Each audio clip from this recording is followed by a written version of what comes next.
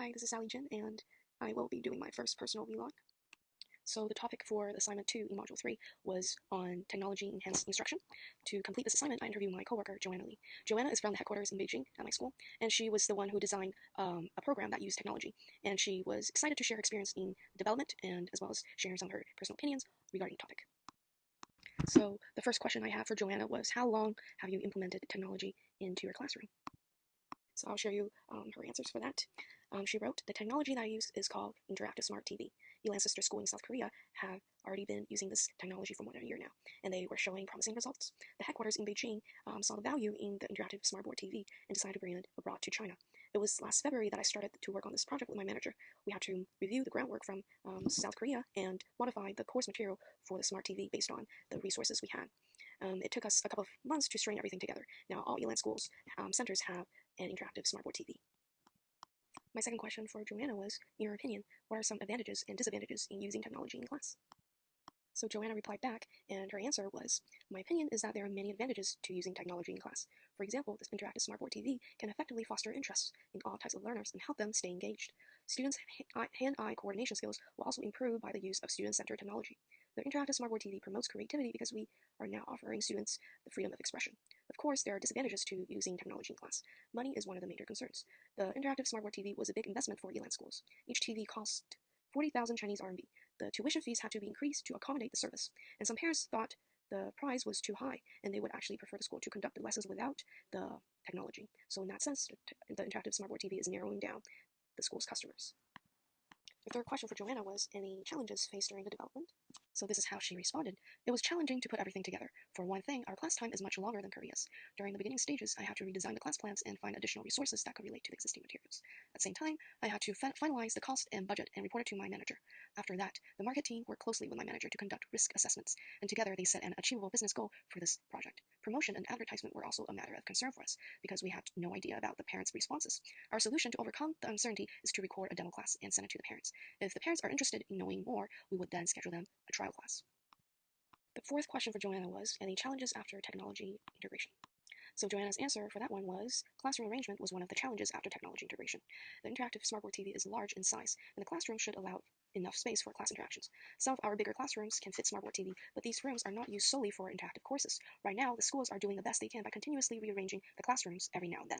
In the future, I'm sure there will be a better solution to this. Students' concentration can be another challenge for teachers. Teachers should closely monitor their students' attention span, as they can get easily distracted by the smartboard if the teacher speaks too long, or they are just simply losing interest or their understandings. Question number 5 was there any training at your company? And if so, did you find them helpful? And Joanna said, yes, there was a training session about the interactive smartboard TV, and I was the one in charge of the training session. I hope the training was helpful for the other employees. The idea is not to let the workers to absorb everything taught in the training session. The training, on the other hand, was there to set an example for referencing. I am a person who believes that technology is something that you learn by doing and practicing. Question 6. Any researches on the laws and regulation in using technology and internet at school? Joanna said, I haven't done any researches on laws and regulations in using technology at school. However, I think it shouldn't be an issue. The reason being is that the lesson plans and the course-appropriate videos, audiobooks, songs, flashcards are all prepared for the teacher beforehand. There is no need. Question 7. Is there an IT worker at your school that can help you to troubleshoot technical problems? The answer that I got from Joanna was, yes, some schools have already encountered problems with software found in the interactive smartboard TV. And lucky us, we do have technical teams located in Shanghai and Beijing.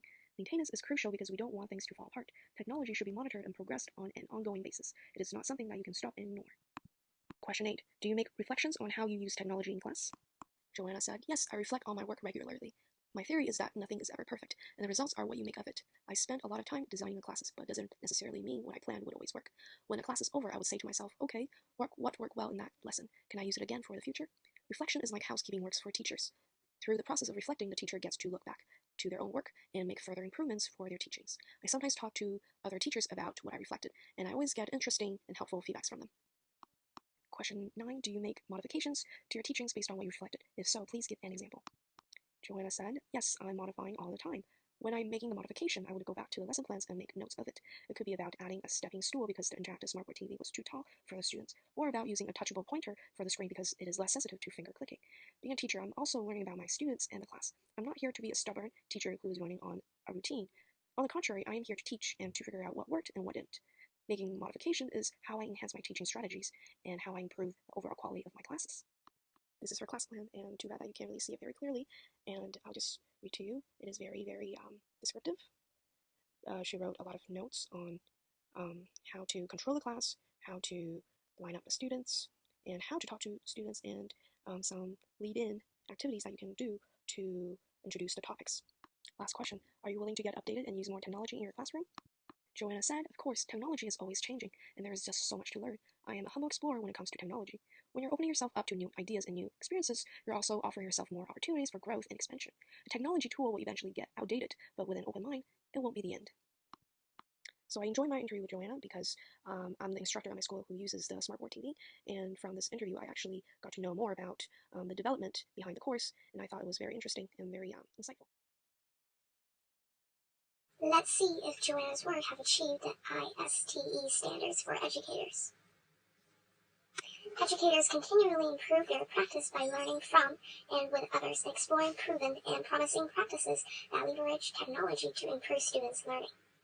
I think what they meant by that is the teacher should always seek improvements in their technology practice. And I think Joanna did achieve the standard because she was reflecting a lot, and she did modify her lesson plans based on her reflections. At the end of her interview, Joanna mentioned that she's always learning and she's willing to learn. To jump ahead to ST standard number 4, collaborator.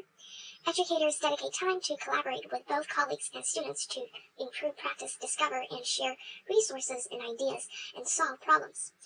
Joanna said in her interview that she was the training instructor for the technology program at her school, so she did dedicate her time to share information about the technology use with her coworkers. She said she sometimes shared her reflections with the other teachers, and when the feedbacks were useful, she would incorporate it into her own teaching in classes. Number 5, designer. Educators design authentic learner-driven activities and environments that recognize and accommodate learner ability. So Joanna designed the technology course offered at my school, and she saw the advantages of technology-enhanced instructions.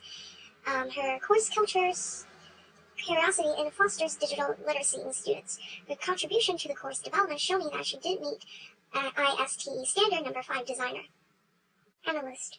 Educators understand and use data to drive their instruction and support students in achieving their learner goals. As the course developer, Joanna was responsible for analyzing the interactive Smartboard TV program from start to finish. Joanna knew the program's shortcomings, so she decided to be more approachable to the parents and potential customers. Even after the course development, she's still adaptive and looking for further improvements in the lesson plans and technology use. So she did demonstrate meeting the standard analyst.